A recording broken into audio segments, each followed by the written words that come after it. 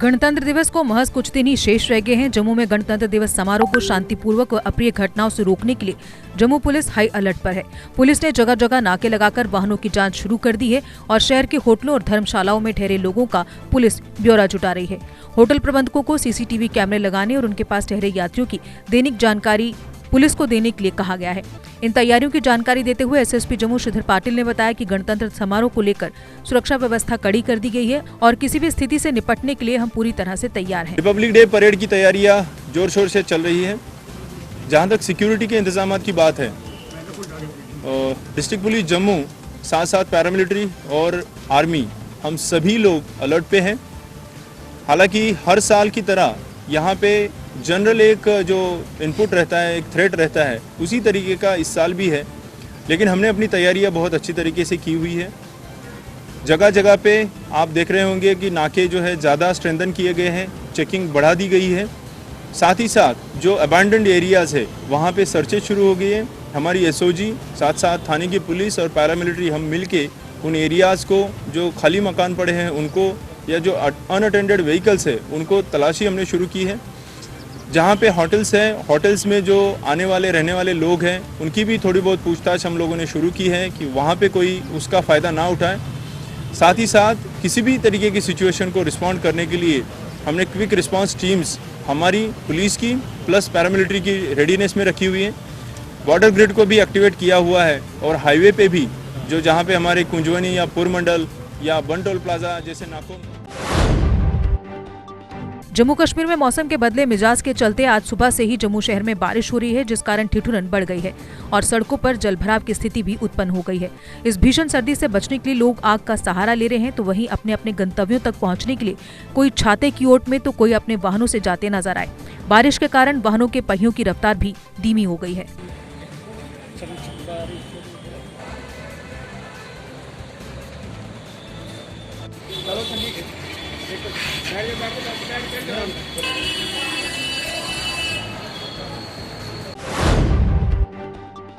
लुप्त होने की कगार पर पहुंची जम्मू की संस्कृति विरासत पर चिंतन व मनन करने के उद्देश्य से जम्मू डोगरा सदर सभा ने आज एक विशेष बैठक का आयोजन किया।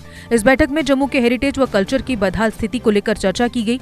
सभा के प्रधान गुलचंद सिंह चाड़क ने घाटी पहुंचे 31 संसदीय सदस्यों की टीम का जम्मू को महत्व न देने को लेकर रोष जताते हुए निंदा की।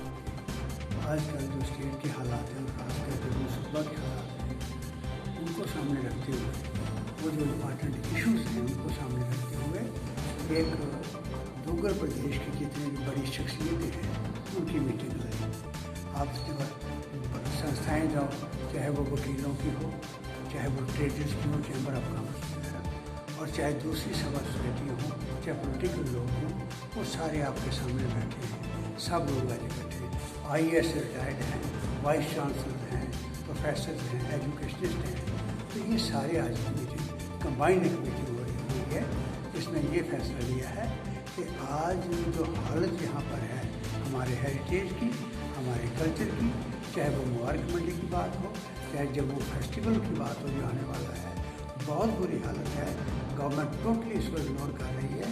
और अब जो IIT की कन्वोकेशन हुई उसमें हमारा जो कल्चर है वही ख़त्म कर दिया गया। और आज जो उधमपुर से लेकर बड़हाल तक जो नेशनल हाईवे की हालत है, पूरे जम्मू सूबा के टूरिस्ट स्पॉट्स हैं वो तबाह हो चुके हैं। इन सब चीज़ों को लेकर सब ने चिंता दिखाई है।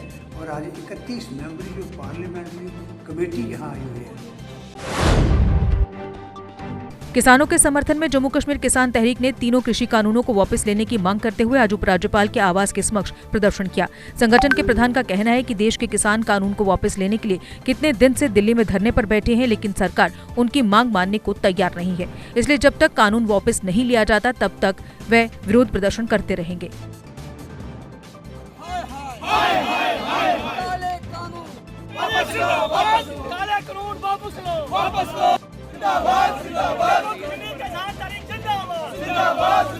आपको मालूम है कि आज पूरे देश में किसान सड़कों पर है। पिछले 2 महीने से दिल्ली के बॉर्डरों पर किसान एहतजाज कर रहे हैं। 60 के करीब हमारे किसान भाइयों ने अपनी जानें दी है।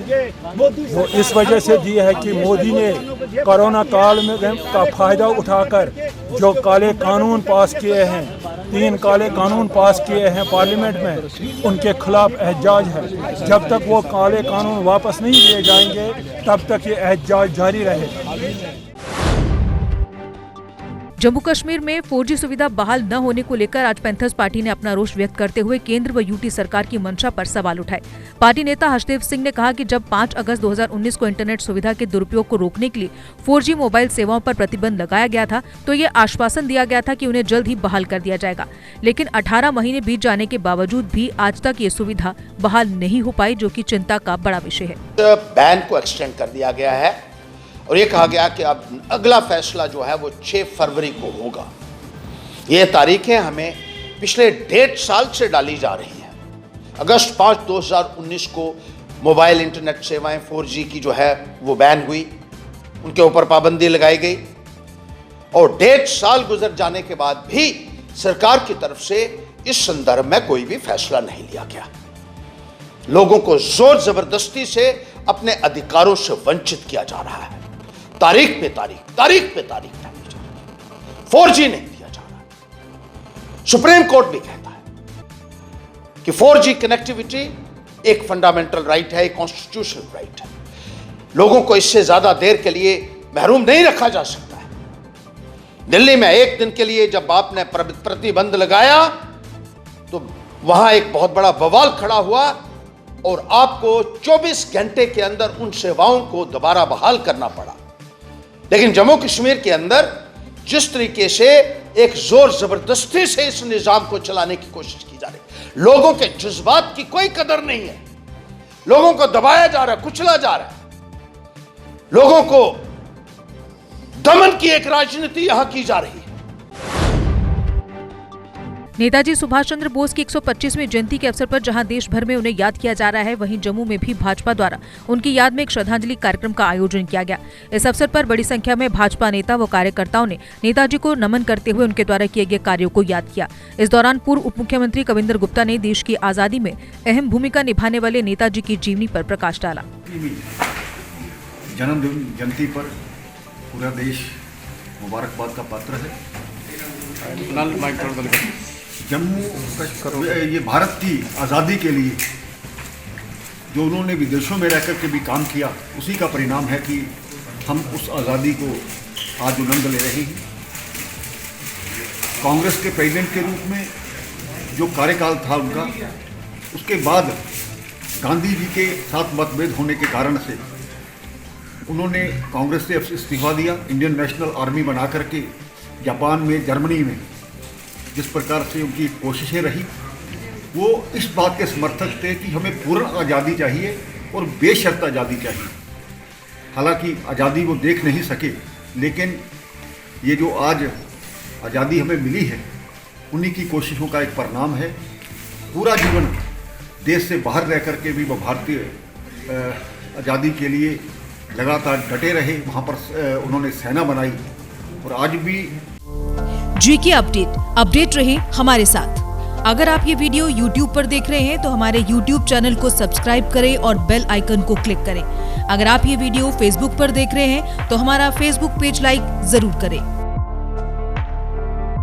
For advertisement please contact 7051091811।